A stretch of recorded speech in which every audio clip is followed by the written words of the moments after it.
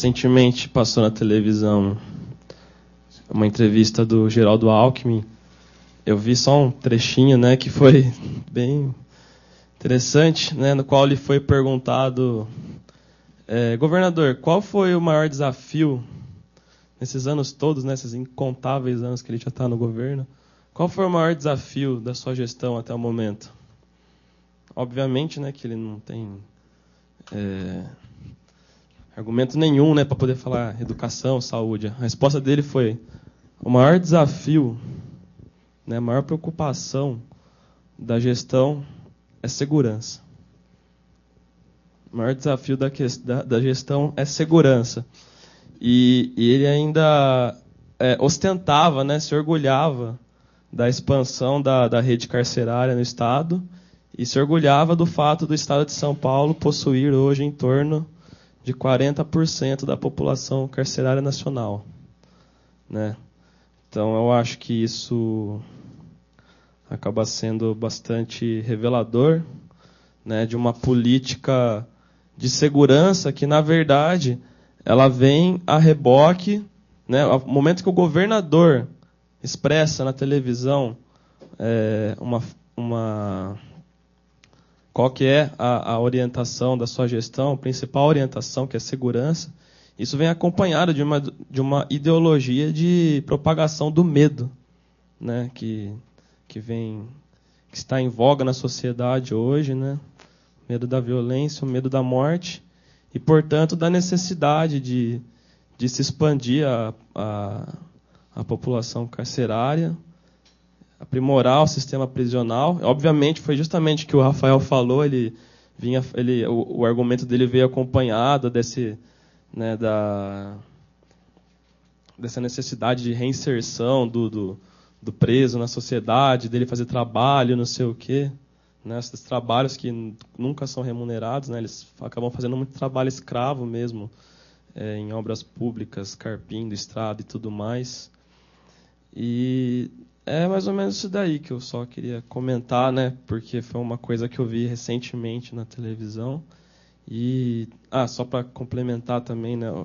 Estava vendo também um debate de um candidato a prefeito anteontem. E ele também, né, colocou a questão da segurança como prioridade, né, do seu projeto de governo. E, inclusive, com a ideia de quintuplicar a vigilância policial na cidade de São Paulo, aprimorando a Guarda Civil e tudo mais. E o Geraldo Alckmin, que ainda colocava, né, como que o governo agora vem aprimorando a polícia, né, com laptop, como é que chama? Tablet, né, agora nos carros da polícia e tudo mais. E em relação ao que a Débora falou, né, sobre os movimentos sociais e tudo mais, a gente vê que essa política do policiamento, da vigilância, ela atingiu tal nível, né, que não só a população pobre, né, marginalizada, obviamente são os mais atingidos, mas eu lembro que eu sou estudante da USP, né, e nós vimos recentemente, no ano passado, em novembro, a ação da polícia, né, no campus, né, e aquilo acho que foi bem um recado, né, para a sociedade, para os movimentos sociais, né, porque aquilo não foi nada mais do que uma grande apresentação de gala da Polícia Militar do Estado para a sociedade, né? Porque 400 policiais, helicóptero, cavalaria, tropa de choque, força tática, metralhadora, com uniforme novo, né? Armas novas, para prender 70 alunos. Então, a gente tá bem claro, né? O que vem pela frente, né? Que o Estado está armado de fato, e que talvez seja a hora da gente também pensar em se armar. Interpretem da forma que melhor lhe convir. Meu nome é Danilo, faço parte do movimento Mães de Maio, que é um movimento de mães, familiares, amigos, amigas de vítimas, mas que tem nas mães, sobretudo as mães, mas os pais, irmãos, a linha de frente e o protagonismo fundamental, né? E faço parte, por conta das mães e de várias outras caminhadas, da Rede 2 de Outubro também. Parabenizar pela iniciativa e deixar mais uma provocação do que uma questão, mas quem quiser abordar aí Porque eu acho que todas as falas, desde as de abertura, as 3 de abertura, e sobretudo as 4 exposições dessa parte da manhã, trataram, cada um a seu modo, de um aspecto da negação total de direitos de determinados corpos da sociedade, a grande maioria da sociedade, né? Desde a fala da Daniela, falando da negação do direito à memória, à verdade, à justiça, o direito à vida, né? A fala da Débora falando das 5 negações fundamentais que a população periférica tem sofrido historicamente, né? E todos falaram, o Rodolfo também tinha colocado no início, como isso é um dado estrutural da nossa sociedade, renovado a cada momento, histórico, ganhando uma outra roupagem. O Rafael tocou, expressou essa negação total como sendo uma morte em vida de uma parcela crescente da população e, na verdade, Rafael, a população carcerária aí, mais até do que simplesmente, não é simplesmente cada vez são dezenas de milhares, centenas de milhares de pessoas presas no Brasil, mas é um emblema da população periférica como um todo. Mesmo aquelas pessoas, né, que não têm passagem, que não foram presas, é um estigma periférico, a cor, etc., que o emblema último, a passagem pela cadeia, leva à última consequência aquilo que a grande maioria da população periférica tem carregado cada vez mais, essa violência que tem se intensificado, né? E a Alessandra colocou também muito bem o quanto o Estado, historicamente no Brasil, e mesmo esse Estado democrático, nos últimos 20 anos, que foi o período que ela abordou, tem trabalhado basicamente em 3 grandes exceções. Exceções do discurso dele, que o Rafael também abordou, o discurso mentiroso dele. A exceção, no fundo, ele é um dos grandes promotores da violência, né, no sistema prisional e fora dele. A exceção da omissão, a omissão dos direitos, direito à moradia, etc., mas a omissão de direitos dentro do sistema prisional. E a terceira foi a terceira dimensão da exceção, aí, a corrupção, né? Então, 3 negações daquele discurso que o Estado faz, o Estado democrático. E aí é o cerne da minha provocação, né? Sobretudo para os estudantes de direito que estão aqui e tal. Porque a gente viveu uma transição democrática, né, que, como a Débora colocou, não só não se encarou essas páginas todas, como, em grande medida, a violência contra a maioria da população se intensificou. Hoje são mais de 500 mil pessoas presas no Brasil, são 50 mil pessoas assassinadas por ano no Brasil. Então, é o campeão mundial, segundo a própria ONU, o último estudo sobre homicídios da ONU, mais uma vez constatou isso, né? E um Estado que continua trabalhando para ratificar esse abismo de corpos, de pessoas, de classes, né? A maioria das pessoas são corpos descartáveis, torturáveis, despejáveis, aprisionáveis, extermináveis, massacráveis, né?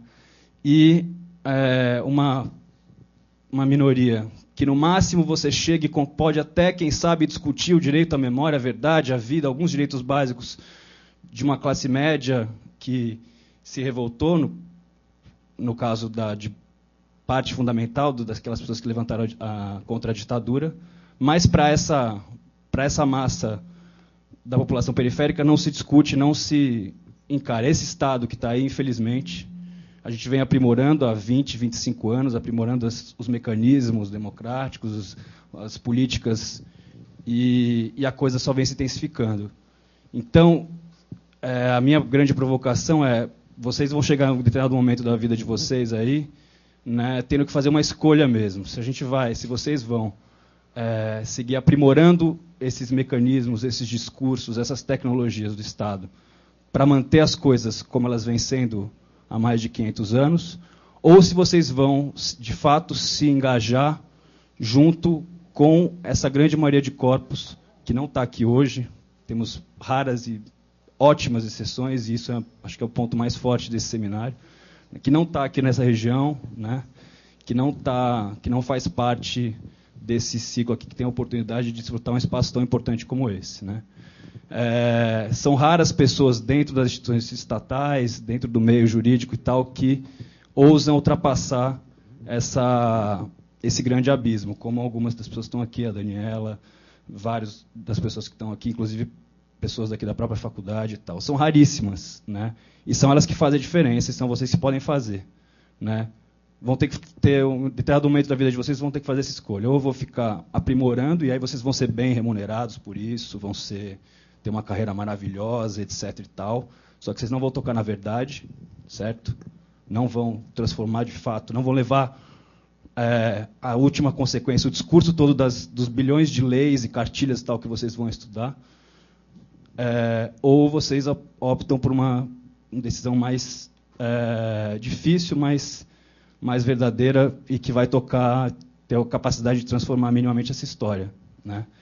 E que não passa por um aprimoramento das tecnologias, dos discursos e das leis todas do Estado. Passa por uma transformação muito mais radical e estrutural desse Estado, né? E acho que é um pouco do que a gente está querendo tocar enquanto rede, enquanto movimento Mães de Maio, nesse dia aí, aprofundar de que forma a gente pode fazer isso. Eu queria comentar um pouco, eu queria discordar um pouquinho do Danilo, só para dizer que, olha, dá para trabalhar com esse tema sendo, por exemplo, defensor público e promotor público. São duas profissões que... Juiz também, é que o juiz tem mais a imparcialidade, né? O que eu acho é que essas duas... em tese, deveria ter. Mas as três profissões, para não falar também da profissão de advogado, né, que dá para fazer isso não como atividade prioritária, pode ser um pro bono, pode ser até se inscrever no convênio da OAB como dativo, enquanto ele existir, que é por pouco tempo, logo teremos muitos defensores. Mas defensor público no Estado de São Paulo hoje ganha bem, né? Eu lembro que, há 5 anos atrás, quando eu deixei de advogar e virei defensor, eu comecei a ganhar metade do que eu ganhava como advogada, pelo menos. E agora já temos um salário praticamente, um pouco menos, compatível com o de promotor, né? Então, mesmo na promotoria de justiça, é importante.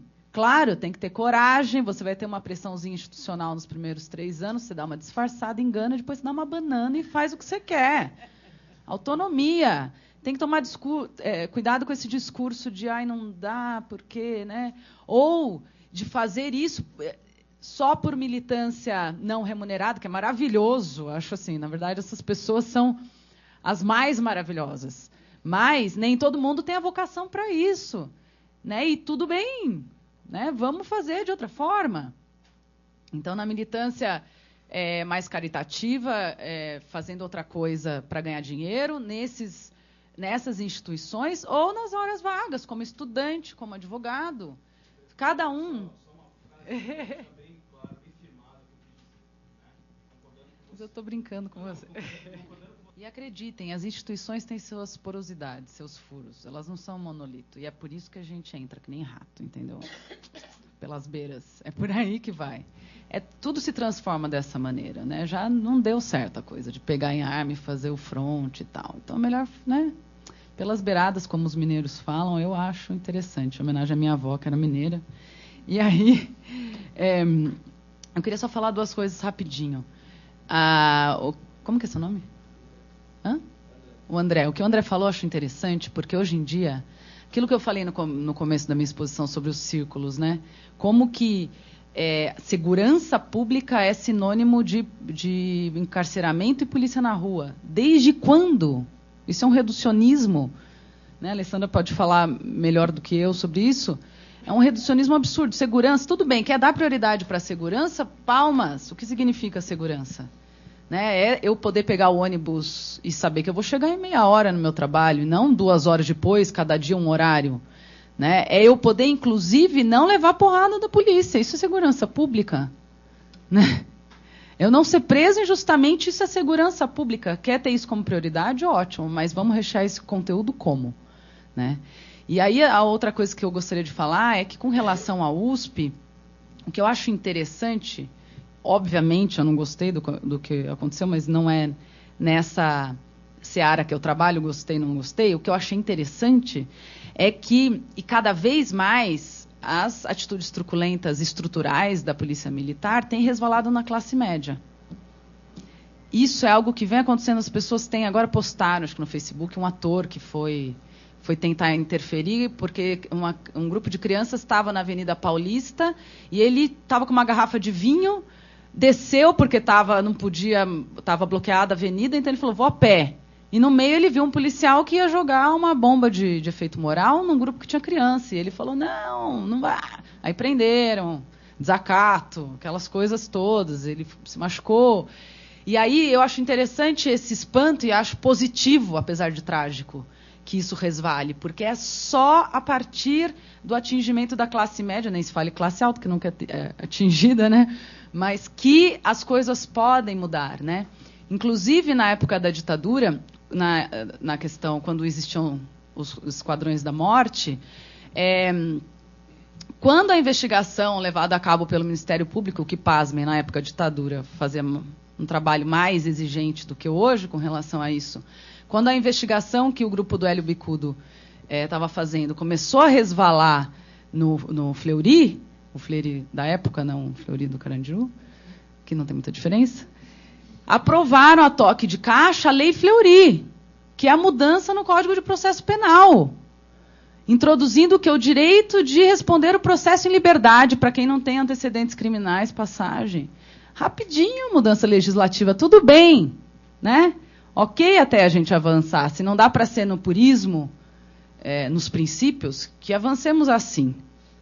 Né? Não é o ideal, mas é interessante. E aí outra coisa que eu tenho percebido também nesse movimento de atingimento da violência na classe média, são as pessoas gravando coisa. Gente, qualquer celular grava qualquer coisa.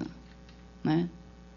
Então, voz e imagem, assim, coloca celular para gravar tudo, registrar tudo, pegar a placa de viatura. É algo simples, simples. Na Cracolândia, às vezes eu chegava filmando direto, assim. Aí já mudava. Né? Acho que a Laura, né? Chegou a ver isso. E aí o que eu achei interessante é que depois os próprios policiais estavam cheios de maquininha, assim, filmando também. Eles começaram a fazer a mesma coisa. Claro que daí com outro comportamento, né? Mas isso é um poder. Isso é democrático. Isso é muito importante. Tá? Então ativem os seus celulares. Queria fazer... Eu só queria acrescentar para o debate também, principalmente da questão carcerária, do encarceramento em massa. Aqui a gente fica especulando um pouco sobre as possíveis razões, né, do aumento do encarceramento. Queria que talvez pudesse debater um pouco a questão econômica, né? Desde os interesses dos atores que estão diretamente ali no cárcere, os agentes, os diretores com esses grupos, PCC, etc., até desde esse interesse econômico que ronda, está envolvido com corrupção, até o interesse econômico de empresas mesmo, como empresas que fazem tornozeleira eletrônica, ou se não, o próprio interesse na privatização dos presídios. Né? Como é que esse dado pode ser inserido nessa discussão? Acho que seria interessante a gente apontar.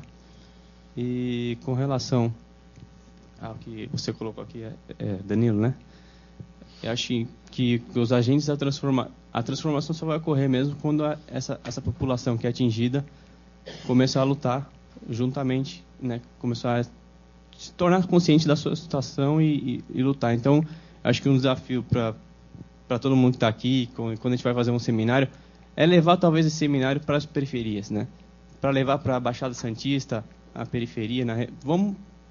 Eu sei que é um pouco utópico isso, né? Mas não seria interessante levar para essa população também debater essas questões, né?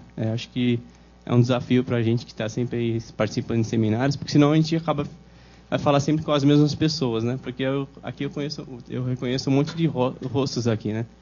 Mas talvez a gente quebrar um pouco esse círculo que a gente fica preso às vezes.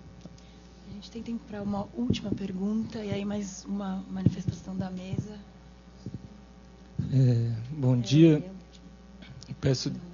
Vou fazer uma pergunta, mas caso já tenham comentado, eu não pude acompanhar as primeiras falas. Fiquem à vontade para ignorá-la. Recentemente escaparam na grande mídia denúncias que demonstram uma profundidade da relação do Estado com a Polícia Militar de São Paulo, seja, inclusive, denúncias que colocam que parte das mortes praticadas pela Rota de São Paulo são pagas pelo PCC, ou, inclusive, roubos a caixas eletrônicos, e uma série de investigações que a Polícia Civil vinha fazendo sobre a Polícia Militar, inclusive sobre aquele suposto ataque que teve à sede da Rota, o suposto ataque que teve ao Coronel Telhada, que é um grande assassino da Polícia Militar de São Paulo, que vai ser candidato a vereador pelo PSDB.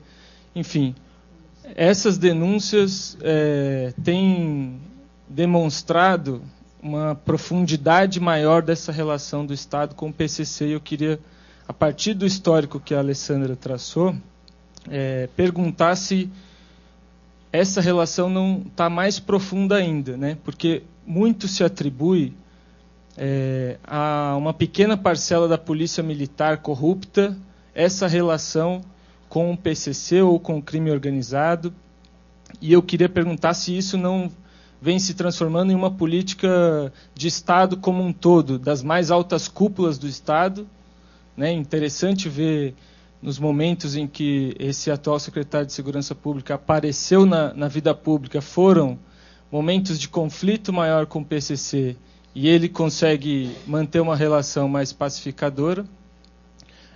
Se não tem aprofundado isso, se não é uma política, inclusive, de governo, por conta desse histórico, né? O histórico que uma população que aceita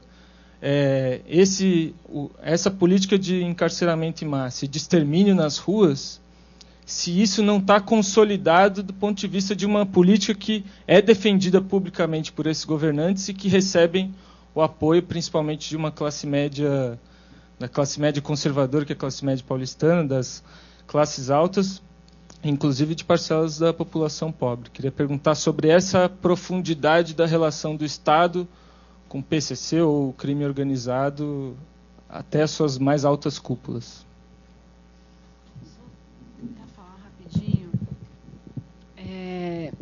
Então, interessante a Daniela ter levantado a lembrança aí do Esquadrão da Morte, porque tem uma analogia interessante. O Esquadrão da Morte ele ficou marcado como um momento na história da segurança pública, aí vamos usar esse jargão, né? Tudo é segurança pública. Em São Paulo e, sobretudo, no Rio de Janeiro, que é onde, né, o fenômeno primeiro apareceu, como um bando de justiceiros da Polícia Civil que, enfim, fariam a justiça com as próprias mãos e executariam os criminosos, né? Tanto o trabalho do Hélio Bicudo como outros mostraram que, na verdade, o que estava na base de funcionamento do esquadrão não era esse justiçamento, né?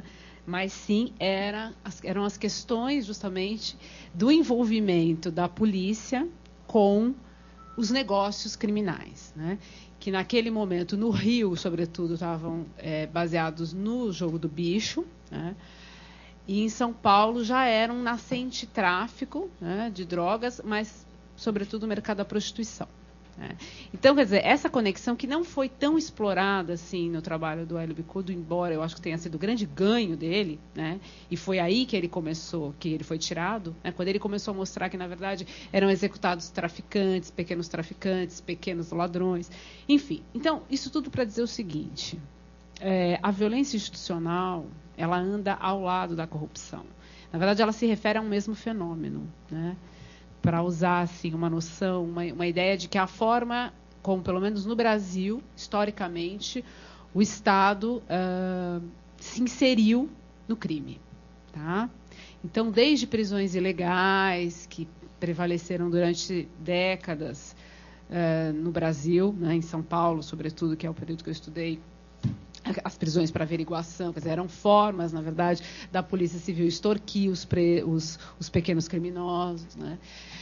Até com formas mais sofisticadas. Então, na verdade, é Claro que existe uma relação direta entre crime organizado, o que quer que se chame disso, eu prefiro o nome crime articulado, economia criminal, e o Estado, né? Isso é muito patente, porque senão não há essa continuidade criminosa. E no caso do PCC, há diversos matizes que deixam isso mais claro. Quer dizer, primeiro porque há expressamente, no mínimo, um acordo tácito entre a administração prisional e PCC, né? Isso é, e não por acaso o atual secretário de Segurança Pública assumiu como secretário de Administração Penitenciária depois dos ataques, que foi quando a violência, né, quando todo aquele estardalhaço diminuiu. Então, quer dizer, primeiro isso é evidente. Depois também já é evidente os acordos da Polícia Civil, né, que foi o que detonou os ataques de 2006. Bom, aí o grande argumento, né, que se coloca é que assim, não, mas a Polícia Civil é corrupta mesmo, a Polícia Militar não, ela é truculenta, mas ela não é corrupta, né? E aí eu acho que vem essa questão, por isso que eu quero trazer, quer dizer, a violência e a corrupção, elas são muito próximas, né? Porque na medida que eu posso matar quem eu quiser, bater quem eu quiser, bom, não existe um controle, não existe, né, uma regulação da minha atividade. O passo seguinte é eu pegar esse poder que eu tenho, né, e me imiscuir nas atividades criminosas. E a PM faz isso, sim, né? Ela faz isso desde os pequenos ilegalismos, quer dizer, aquela coisa de pegar os moleques na rua, bater, tirar o dinheiro que eles roubaram e beleza, né? Isso aí eu ouvi de inúmeros adolescentes, né, que é uma prática, pequenos acordos no tráfico, mas, sem dúvida, também há um envolvimento mais articulado. E eu acho que os episódios da Rota, com a questão do assalto a banco, dos caixas eletrônicos, só evidencia. Agora, que existe um abafamento, porque com esse Estado, com essa política de militarização, a PM é o cartão postal, né, principalmente no Estado de São Paulo, da eficiência e da segurança, né? Então, é claro que você vai ter todo um discurso do Estado que, infelizmente, é acatado pela mídia, de que é isso aí. Não, a PM ela é truculenta, mas ela é honesta. Então, eu acho que a gente precisa problematizar um pouco essa ideia de violência e corrupção e entender como elas andam muito coladas, né? A mídia, a grande mídia, ela praticamente não abordou. A gente tem um certo cuidado nesse tema que você está abordando, porque a gente tem uma visão como movimentos sociais que é a real, né? Afirmado pelo próprio secretário de Segurança Pública. Como ele também disse que policiais tinham que estar na cova. Ele fala, a cova é tu vê como que as prisões é tratada. Covas, todo mundo na cova, iguais. Eles não tinham que ter um Romão Gomes, mas sim a cova, a vala, como eles têm a gíria deles, que é uma barbárie, né? Como um todo. Mas e ele também citou, a gente tivemos uma visita, a gente tinha uma dificuldade de se articular, de ter um encontro com o governador, como com o secretário, que nunca aceitou. E foi preciso uma comissão especial de direitos humanos da Presidência da República para poder a gente se embrenhar junto com eles, para não ficar uma visita muito mel com açúcar, assim, do faz de conta, porque a gente não vive do faz de conta, vive da realidade. E a gente fomos para poder fazer a pergunta que a gente tinha necessidade de fazer. O porquê que se mata tanto policiais na Baixada Santista? O ano passado foram 17. E a gente quer uma resposta. A preocupação da gente já é, primeiro, os policiais. O porquê que se matam tanto policiais? E a gente não sabe. A sociedade não sabe. Eu tenho feito um enfrentamento nos debates com os comandos da região. Ele simplesmente colocou uma pizza no meio. A minha mulher está me ligando. Eu tenho que sair porque eu não tenho condições de responder para a dona Débora o porquê que estão matando policiais. Mas a dona Débora e as mães de Maio sabem. Mas a gente precisa dar uma resposta para a sociedade. Que não é o crime organizado, como eles dizem, que está matando, mas sim o crime desorganizado. Talvez? Não. Quem está matando eles é eles mesmos, porque eles perderam a ética. Entendeu? E eles não têm essa coragem de responder para o movimento Mãe de Maio. e nem para a sociedade. Que de cada 3 biqueiras, uma é da polícia. Então a briga está no tráfico. Eles estão infiltrados no tráfico, dito pelo próprio secretário de Segurança Pública, quando ele afirmou que o policial que mataram, que jogaram no lixão, ele estava envolvido com o tráfico. Ele foi buscar a propina e depois, não se conformando só com a propina, ainda foi buscar 30 gramas de cocaína. Então isso é lastimável, uma falência. Por isso que a preocupação do governo do Estado, viu? Na segurança pública, é porque as mães de maio enfrentam ele, que a gente tem uma política de segurança pública de extermínio. E os nossos presos é presos políticos. Porque se não tivesse essa massa carcerária, a segurança pública é falida mais ainda. Eles vivem de número crescente, tanto em homicídio como em roubo de carro. E a gente vê que eles perderam a linha mesmo. A Polícia Militar do Estado de São Paulo está completamente falida. Quem manda é eles e o governo não manda nada. Simplesmente passa a maqueia, passa a mão na cabeça e acabou. Porque o próprio comando da Polícia Militar, nós estivemos lá também junto com essa comissão, e nós perguntamos para eles, para o comandante Camilo, ou vocês fazem o monitoramento dos bandidos que vocês primeiro produzem e depois jogam na rua? E ele falou que não tem esse monitoramento. Deveria. Porque os familiares que acusaram os 2 policiais, familiares do grupo de mãe de maio que morreram no dia, que a vítima foi do dia, foi do ano de 2010, de abril, no finalzinho, porque ele foi a primeira vítima que morreu. Então nós colocamos no carrossel. Ele morreu dia 26 de março. Essa família, ela foi investigada um por um dos elementos da família. E mandaram entregar as armas dos policiais, porque eles estavam tudo assim, fazendo serviço administrativo. Então, para você ver a conivência do governo em blindar a sua polícia, que é sua polícia de extermínio e de opressão, e tudo bem, a polícia. Só que a gente não aceita, ninguém vai aceitar isso, porque a gente sente na própria pele. Eu acho que chegou a hora, porque enquanto a polícia é torculenta com a maioria, que são pobres e negros da periferia, a classe média também vê o resultado da violência. Sabe por quê? Porque a classe média é vítima desse próprio Estado, que não investe em política de social para a população mais empobrecida. Então, a gente vê que a gente tem um cenário muito grande do governo do Estado de São Paulo, entendeu? Que quando a gente vê que ele coloca 3 bases no Morumbi, para proteger o patrimônio. Então, a Polícia Militar do Estado de São Paulo, ela trabalha em prol da classe burguês. Viu? Eu acho que você colocou bem, Gorete, o quanto o mecanismo da prisão temporária tem se tornado uma coisa permanente, estrutural, que tem deixado tantas pessoas, jovens principalmente, primários, pequenos comerciantes de drogas, presos cada vez mais, né? E você colocou ao mesmo tempo uma série de coisas que apareceram nos discursos ao longo da pesquisa que justificavam, mas você não tocou num ponto, queria ver como apareceu, se apareceu na pesquisa, que é a justificativa oficial do governo do Estado de São Paulo, que tem alegado nos últimos tempos que o aumento do encarceramento tem gerado a redução de violência, né? Então os caras, as vozes mais conservadoras têm falado isso. Vocês dos direitos humanos, vocês criticam as taxas de encarceramento nosso, mas São Paulo tem apresentado estatísticas. A gente sabe ou tem elementos para pensar as várias formas dessa redução das estatísticas aí. Mas como isso apareceu na sua pesquisa especificamente? Olha, diretamente com relação a esse discurso do governo, isso não ficou muito evidente, porque eu acho que na pesquisa, né? Porque a gente focou muito na questão do tráfico. Mas o que eu sinto é nesse discurso, por exemplo, quando você vê a taxa de homicídios caindo nos últimos tempos, né? O governo assume isso como crédito seu.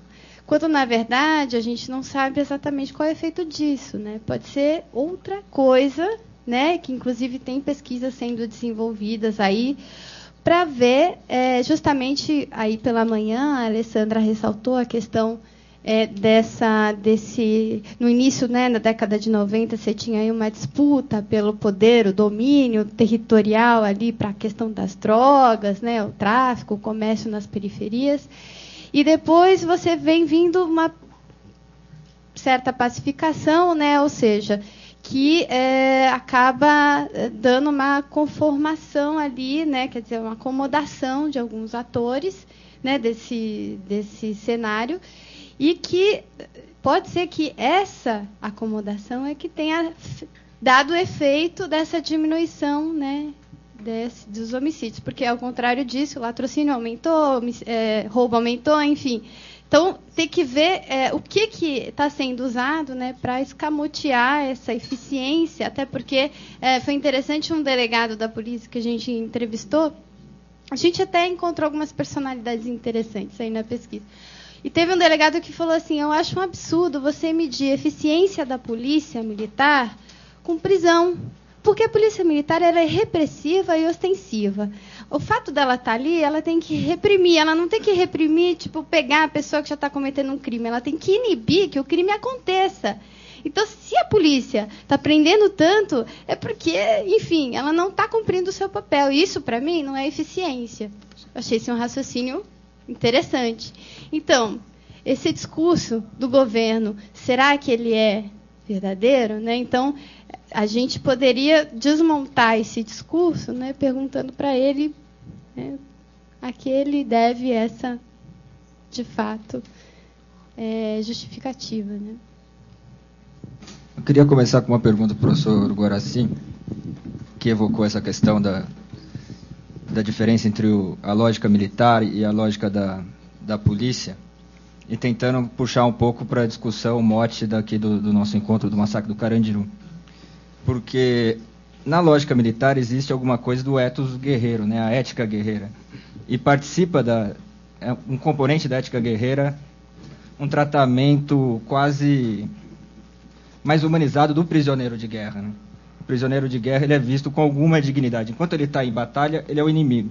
Mas a partir do momento que ele passa para o domínio do inimigo, do outro, ele passa a ter um tratamento minimamente humano.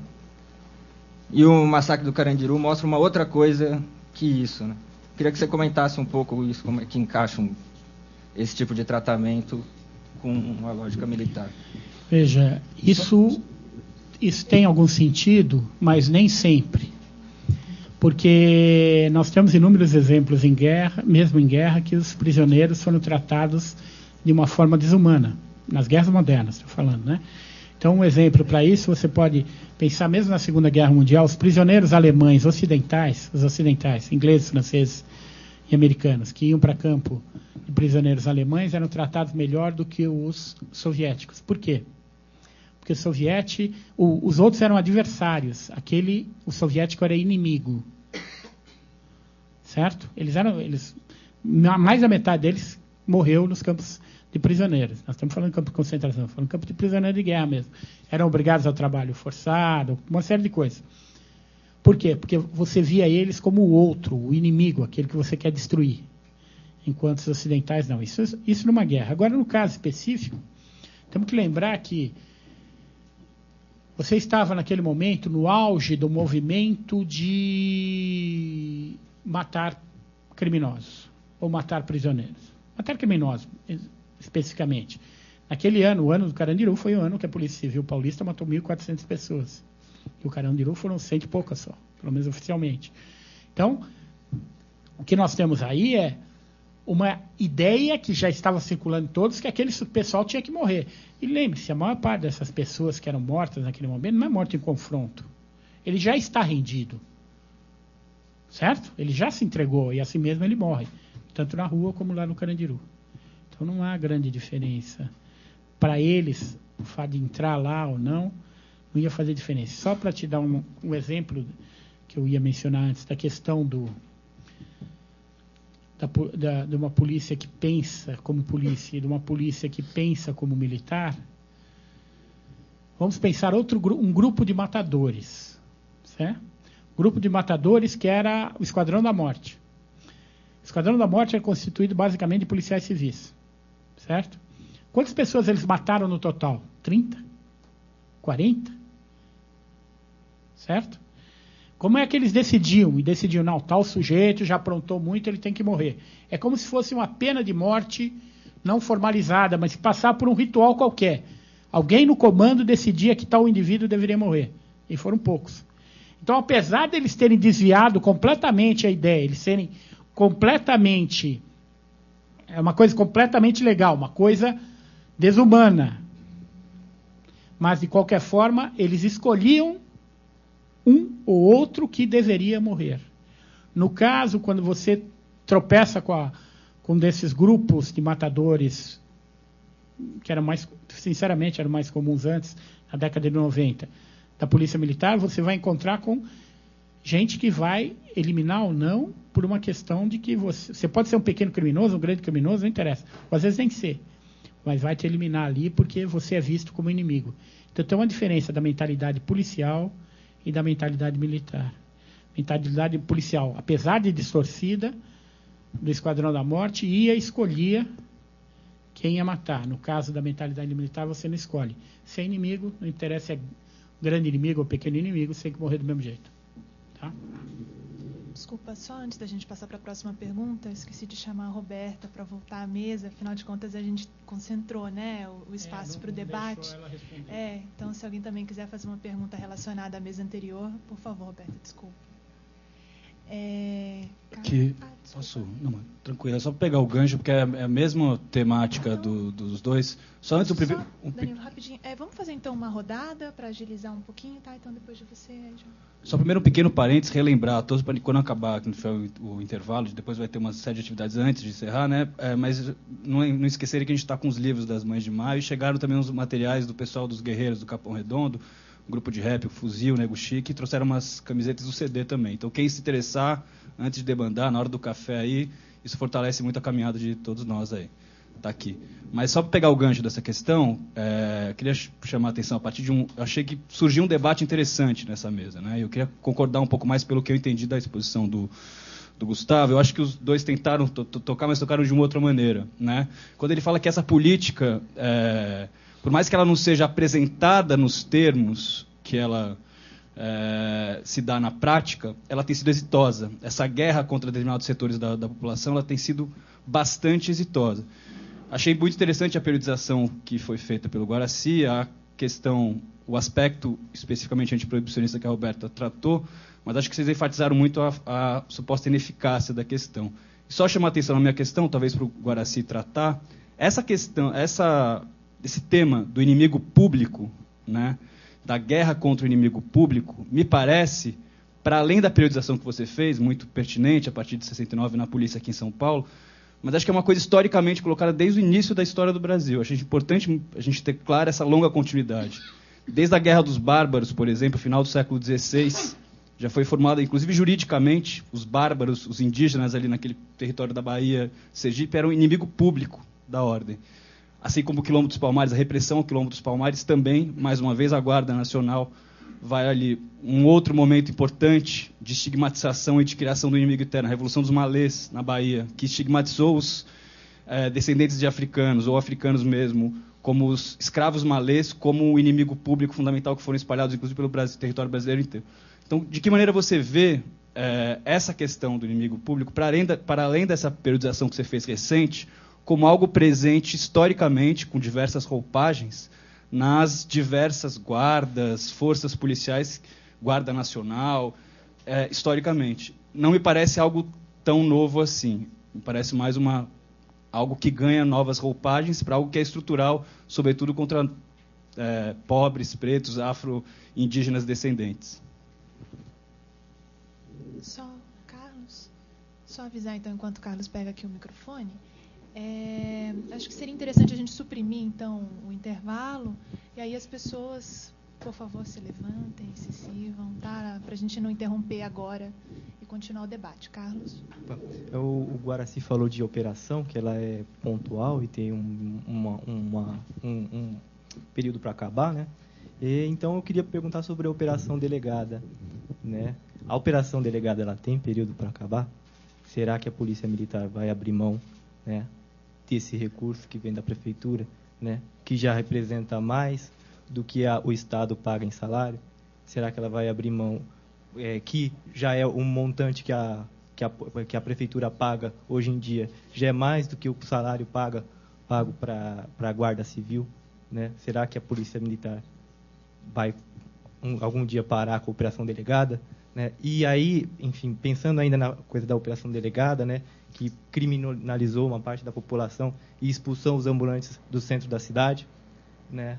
E, enfim, fora o controle dos policiais militares na feira da madrugada também, né, e de tudo, as vantagens que você pode tirar disso, né, e também as propostas de expansão da operação delegada, e aí eu penso nas coisas do Gustavo, que é justamente a expansão da operação delegada para tomar conta, né, das áreas de ocupação, né, enfim, o que é essa coisa da polícia assumir esse papel do agente fiscal, né, da prefeitura, por exemplo, que é a polícia tomando conta de atividades que não são policiais.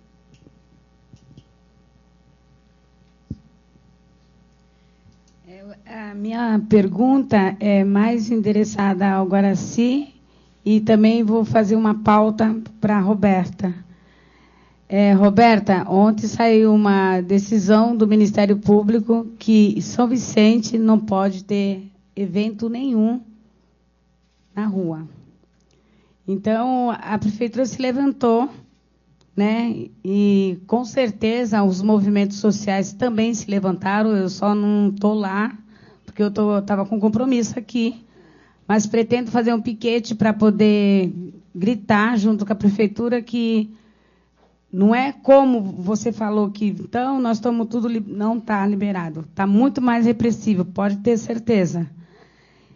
E para o Guaraci, o Esquadrão da Morte ele não acabou. Ele está muito mais presente do que nos anos 80. Eu sou irmã de vítima de desaparecido do Esquadrão da Morte e eu sou mãe de vítima do grupo de extermínio do Esquadrão da Morte, que ele atua, entendeu? Ele atuou em 2006, com reportagem dita no jornal da nossa região, que quando ele sai com kit homicídio. É um revólver, é droga, e quem tiver um santo forte, não cruze no caminho deles. Como o pau de arara sobreviveu, eu também sobrevivi ao Esquadrão da Morte e fui vítima 3 vezes. E o meu irmão, o pai dos meus filhos e o meu marido, né? O raio caiu num lugar 3 vezes, mas eu tenho certeza que não cai 4, a não ser que eles queiram me derrubar. E para me derrubar, cair é pênalti. É com eles mesmo. Ele e a sorte deles. Medo jamais terei. Outra coisa. Temos, sim, uma cidade geográfica tipo Rio de Janeiro. É Santos. Nós estamos sitiados. Ontem o governo do estado de São Paulo mandou 300 policiais para a Baixada. Nós, Movimento Mãe de Maio, nós denunciamos que quem estava matando era policiais militares, porque mataram um policial militar. O governo do estado ele não responde para as mães por que se mata tanto policial na Baixada Santista. O secretário de Segurança Pública ele respondeu, são todos bandidos. Mas eu quero que o governador responda, ou os comandos local respondam, que eles não respondem. E cada policial que tomba, morre aquela renca de molecada que está marcando na rua de madrugada, pede o direito de ir e vir, as populações nós estamos sitiados, entendeu? Minha filha, meus netos moram no olho do furacão, então a preocupação é muito grande, mas nós tivemos que denunciar, porque não vamos jogar os homicídios na costa do crime desorganizado. Né? Porque o verdadeiro crime organizado é quem está por debaixo do capuz matando. Então, por isso que eu digo, o Esquadrão da Morte está mais vivo do que nunca. A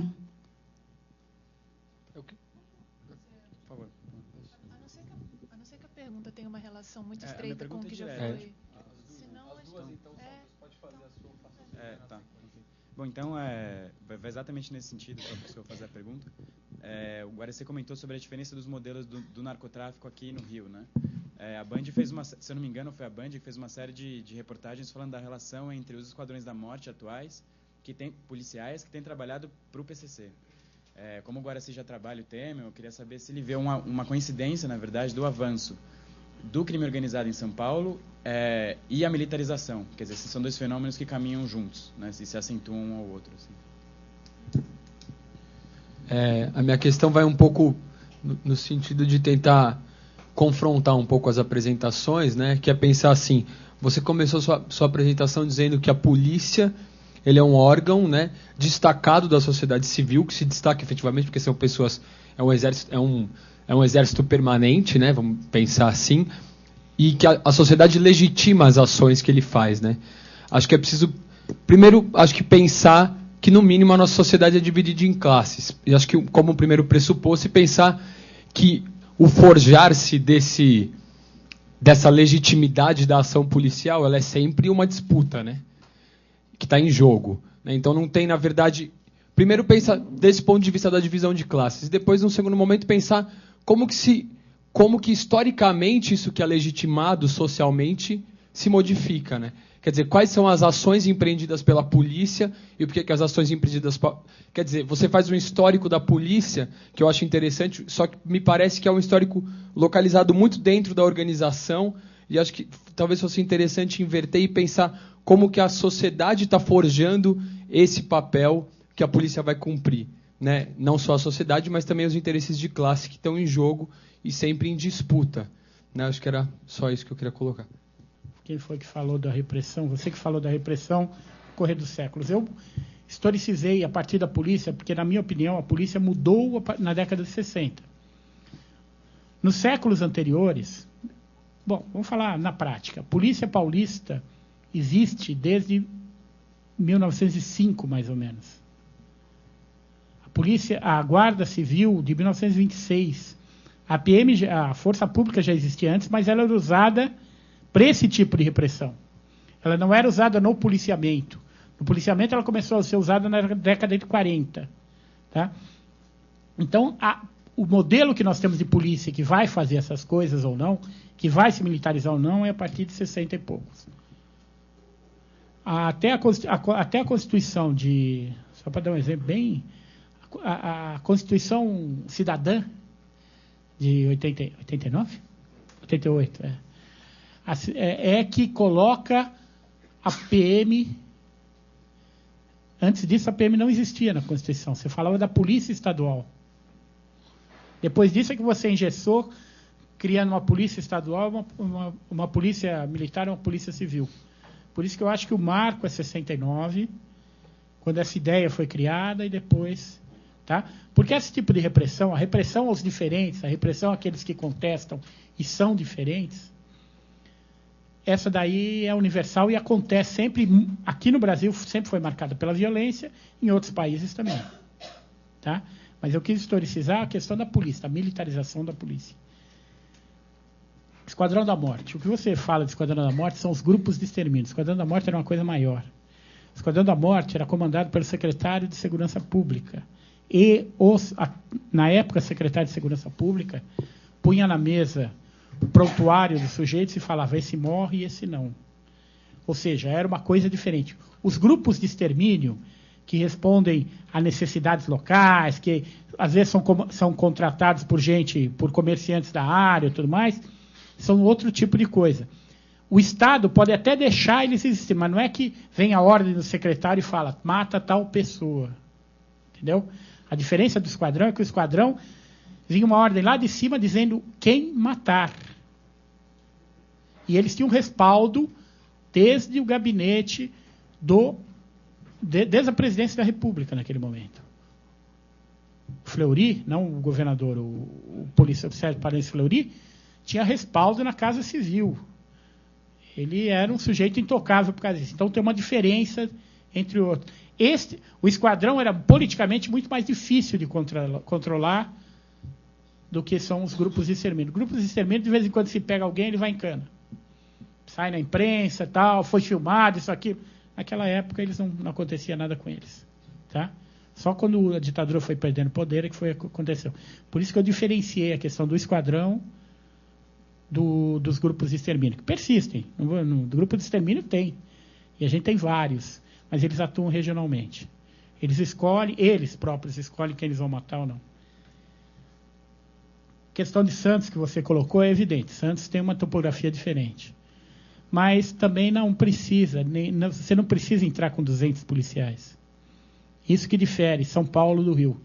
Você não tem grupo, você não precisa colocar uma coisa que nem o BOP para entrar com 200 policiais, ter tanque da Marinha para derrubar obstáculo, é outra coisa, é outra lógica, mas aqui as pessoas querem exportar a mesma lógica que usaram no Rio para o Brasil, certo? E que eu acho uma abobrinha. O que você tem que pôr é nesses locais que você tem algum controle já, tem que pôr polícia comunitária.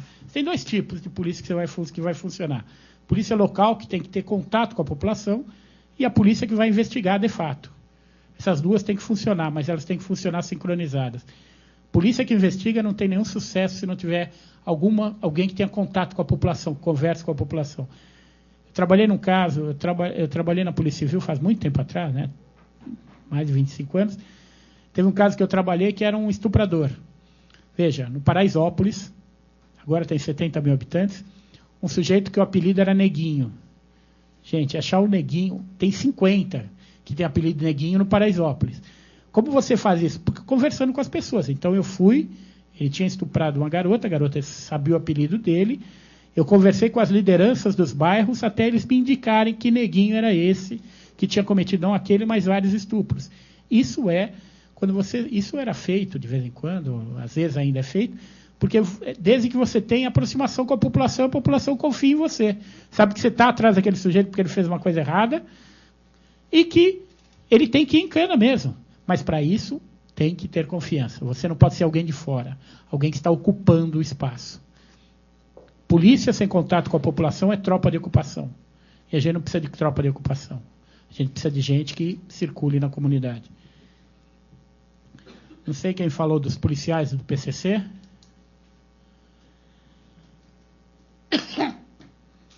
Eu não ponho muita fé naquela propaganda. Não que não exista, mas eu acho que é daquela reportagem.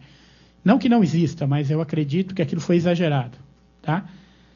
O PCC não precisa contratar policiais para matar. Mas, de qualquer forma, você sabe que tem muita gente que faz contrato que é policial. Que faz contrato de homicídio que é policial. Uma dúvida a esse respeito.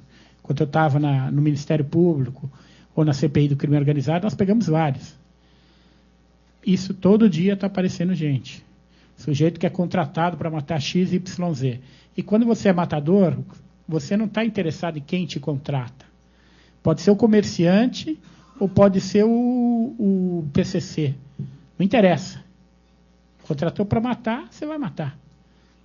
Então, eu acredito que tenha, mas eu acho que aquela reportagem foi exagerada. Você falou das classes sociais. Veja, a questão da aceitação de determinadas atitudes policiais, por incrível que pareça, é maior nas classes populares. Isso já várias pesquisas, survey com a população, têm demonstrado o seguinte, que nas classes populares tem muita gente que sabe que a polícia é corrupta, que a polícia mata, que a polícia tortura, mas acha isso normal. Porque desde criança aprendeu que é assim. Desde criança aprendeu que a polícia tem que fazer isso. Então, eu já vi várias vezes, você está conversando com a pessoa, ela fala, mas se não apanhar, ele não vai falar. Certo? Gente justificando tortura. E, normalmente, são pessoas das classes populares, porque isso foi inculcado na cabeça. É claro que você tem movimento, eu não estou falando daqueles que participam de algum movimento, mas estou falando do cidadão comum. Tá?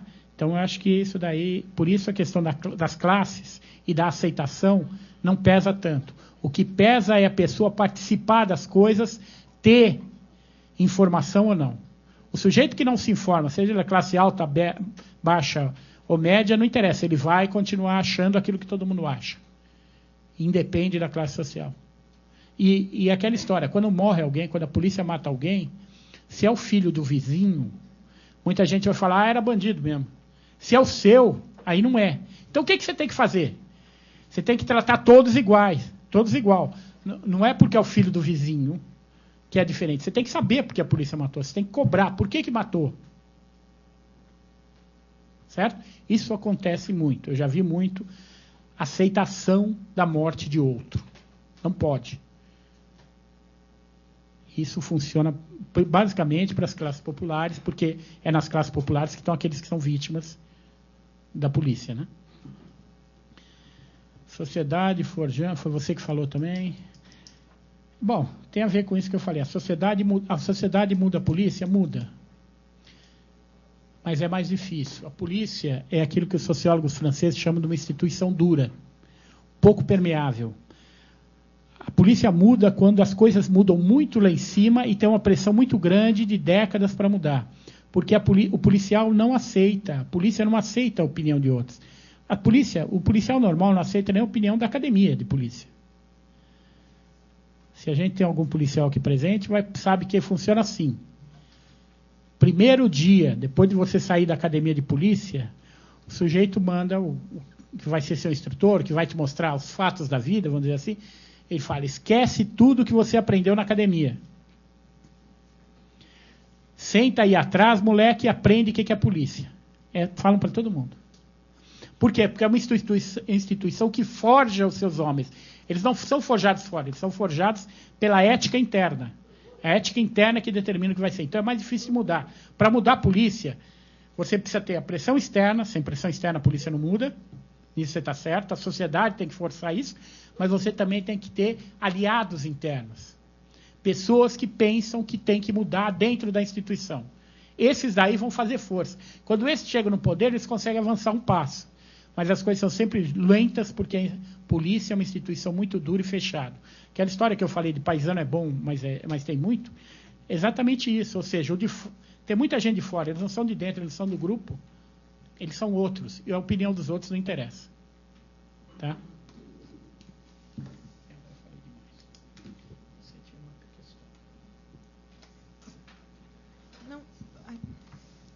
Bem rapidamente, primeiro a questão do Paulo, se é eficaz ou se é ineficaz a guerra às drogas. Se é eficaz ou ineficaz depende de quem, né? Do meu ponto de vista, e daí eu acho que do ponto de vista da construção que a gente está tentando trazer no debate e da perspectiva desse próprio debate do massacre do Carandiru, é ineficaz. É ineficaz porque gera corrupção, criminaliza a pobreza, militariza a periferia. É ineficaz, né? Inibe o direito ao corpo, deste ponto de vista dos que querem a emancipação, é ineficaz. Do ponto de vista do capitalismo, do ponto de vista daqueles que ganham muito dinheiro com isso, do ponto de vista... É eficaz. Assim como a opressão das mulheres é eficaz, assim como o racismo é eficaz. Né? Eu acho que essa questão da eficácia é um pouco pelos olhos de quem vê. Assim. Sobre a sua questão de São Vicente, daí... Devo desculpas se eu fui mal compreendida. Assim, quando eu estava falando da decisão da STF que legalizou a Marcha da Maconha o ano passado, isso foi uma grande vitória do nosso ponto de vista, que a gente comemorou, porque as Marchas da Maconha, que é um movimento social que acontece desde 2005, era muito reprimido em todas as cidades do Brasil. Poucas cidades do Brasil conseguiam fazer uma Marcha da Maconha, porque todo mundo apanhava em todos os cantos do Brasil. Essa decisão da STF foi muito importante para a gente nesse sentido, ponto. Eles deram para a gente o direito da gente se manifestar. Nesse sentido, foi uma vitória, e nesse sentido foi uma vitória no sentido de mais alguém do nosso campo, dos amplos democráticos, esquerda, aí, conseguiu o direito de se manifestar. Mas eu não estou falando que a repressão acabou, não estou falando que a gente está num mundo dos melhores, muito pelo contrário. Assim, eu estudo na USP e se a gente vê relatos que durante a ditadura militar, a polícia militar não entrava na Universidade de São Paulo e se tinha congresso de estudantes, eles cercavam a universidade que nem tinha muro por fora para esperar os estudantes sair, nos anos 2000 eu já apanhei 2 vezes de bala de borracha dentro da minha universidade, entendeu? A gente não está em tempos melhores. A militarização está chegando e é isso mesmo, mas no ponto de vista de uma vitória parcial, a decisão da STF do ano passado foi bem importante para a gente, assim. Nesse sentido de comemoração.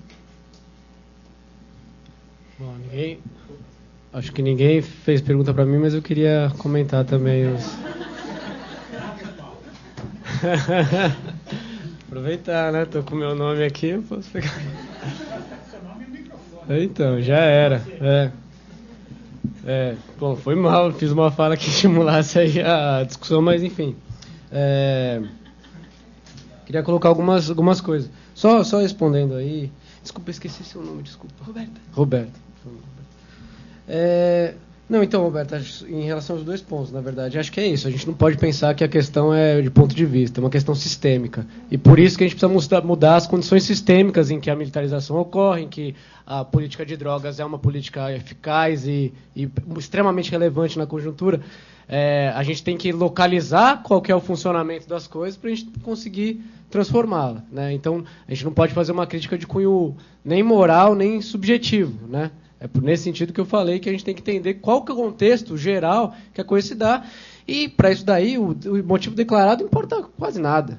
Não é à toa que ele não vai mudar em termos nesses termos, né? Olha, a política não está diminuindo a criminalidade. Não era para isso mesmo. A política não está coibindo o tráfico. Não era para isso. Então, se a gente repetir isso, o máximo que vai poder causar é um constrangimento num debate e tal, mas na prática não vai mudar as coisas. E só isso é que eu acho também, eu ia comentar essa questão aí que você falou da liberação da marcha, né? Que na verdade o que a gente está vendo é um movimento geral no sentido contrário, né? Os tais dos interditos proibitórios lá, que você não pode nem fazer uma passeata de rua, porque antes os caras já falam que se você fizer, você vai ser multado, vai tomar pau e não sei o quê. Isso daí está se multiplicando, né? Cada vez mais o direito aí à manifestação, mobilização está sendo coibido, né? Isso há de se pensar, então, por que não aconteceu com a marcha? Entender o contexto em que os caras deram uma coisa favorável para a questão da marcha e agora nem mais, sei lá, a campanha salarial do sindicato ele pode fazer na rua, né? Mas, enfim, era só esse ponto aí. Eu acho que, de fato, teve um monte de pergunta bem interessante, né? E eu queria tratar mais o ponto do que o Daniel colocou, assim, tentando colocar em discussão assim, a minha fala e a fala do Guaraci. Eu acho que, nesse mesmo sentido da gente não partir do motivo declarado das coisas, mas sim de como as coisas são, né? Eu acho complicado a gente fazer uma pergunta do tipo... constatar, por exemplo, que a polícia não é civilizada, né? A gente tem que pensar, por que ela não é civilizada? E eu acho que a ordem de causalidade não é aquela assim... porque tem um dado contexto em que, é bom de vez em quando quando tem uma desgraça, você vir, daí ter toda uma grita por maiores leis, maiores punições, daí o deputado se sente constrangido, e daí vai... Eu acho que você tem uma questão que é anterior, e que independe também da nossa disposição individual. Cada um, se o cara vê bem, com bons olhos a polícia, se aceita bem ou se não aceita bem, né? Se a gente jogar a coisa para a história, né, e daí esses relatos mais formais sobre a existência do Estado, né, eles acabam caindo por terra, assim, né? Todo o aparato policial, aparato repressivo, aparato legislativo, ele foi construído com base numa formação social que estava sendo construída, né, e vai sendo aprimorado com base nessa formação social, né? Então, antigamente a ideia de punição era bem diferente da que existe hoje, a legislação era bem diferente da que existe hoje, né? Como você mesmo falou, né, a polícia é uma questão histórica tal, e então você tinha um problema grave, por exemplo, que as pessoas num determinados sistemas de produção aí que tem o controle dos meios de produção, que estavam lá, podiam usar as coisas de maneira comunal, vamos supor aí, estamos falando aí Idade Média, né, que todo mundo, os servos lá tinham o direito a usar. Bom, quando você faz a expulsão dos caras lá das propriedades acaba mandando os caras para o meio urbano, lá para os burgos, e plantando algodão no lugar disso daí, você tem que criar toda uma legislação que coíbe o roubo, porque não existia essa ideia, né, de eu trabalhar para o outro. Isso era um absurdo. Então teve uma baita de uma resistência, você precisava dessa mão de obra, né, formação de uma mão de obra assalariada, não tinha quem tivesse disposto para isso. Então você cria as leis da vagabundagem, as leis das pobrezas, e você cria toda uma estrutura repressiva para que discipline essa mão de obra, esse grande contingente populacional aí que estava estava, vamos dizer, meio fora de contexto ali naquele momento, né? Então, sem dúvida que é essa conformação social que explica também a conformação dessa estrutura toda de legislação, de polícia, etc. e tal, né? É nesse sentido que isso tem um fundo, e por mais dogmático que se pareça, tem um fundo de classe. Independente de que, de repente, o camarada lá, em casa dele, ele acha também que bandido o cara está lá no barraco, mas ele acha que bandido tem que morrer. Não importa. né? É toda uma estrutura que garante, né, o funcionamento e o desdobramento desse tipo de relação, né, que se sustenta em cima, né, de clivagens sociais muito marcadas. E no Brasil isso é evidente, né? Então, eu acho que, na verdade, era esse o ponto que eu queria enfatizar. Em torno de toda essa manutenção dessa ordem aí é que gira, né, a nova configuração, né, da militarização que tem se assumido aí nos últimos anos, né, é que a gente consegue perceber quais são as tendências, né, que estão em curso aí, né, na sociedade brasileira e em outras sociedades, como a gente chegou a conversar. E nesse sentido a gente não consegue isolar as instituições, né, não consegue analisar elas apartadas dessa conjuntura mais ampla. Por exemplo, Guaraci estava localizando o surgimento da polícia em 69, né? Essa divisão da polícia como a gente conhece hoje, né? Argumentou aí, mas se a gente olhar lá na página da polícia, a gente entra lá, tem a análise lá do brasão, né? As estrelas, sei lá o que tem, a gente vai ver lá, uma estrelinha tá para o massacre do Canudos, né? Tem várias outras, né? 1930, 64, contestado, uma série de massacres aí de movimentos populares insurgentes, né, que foram devastados e portanto que remetem a uma história longa, né? Aliás, só para como um exemplo aí, uma anedota aí, né? É curioso a gente notar, né, como se mobilizaram aí as forças policiais paulistas e cariocas, né, para massacrar Canudos, né? E essas forças acabaram na terceira expedição, elas acabaram ficando num dado lugar lá, um morro, né, que tinha uma determinada vegetação, que chamava favela. Quando esses caras voltaram, depois de ter massacrado toda a população de Canudos, arrasado, né, a experiência de Canudos, eles foram totalmente abandonados, né? Quando as tropas voltaram para o Rio de Janeiro, foram totalmente abandonadas e acabaram ocupando morros lá no Rio de Janeiro, né? Daí vem o nome favela, né? Irônico, né? Massacraram a população pauperizada, uma população, né, que tentava organizar a sua vida de outro modo ali, numa experiência local ali, né, em nome dessa ordem estatal aí que se consolidava, e são esses que vão dar origem às favelas, né, o que a gente conhece como favelas, né? Então é bem curioso. Mostra, eu acho, também é um sinal da questão da clivagem de classes, né?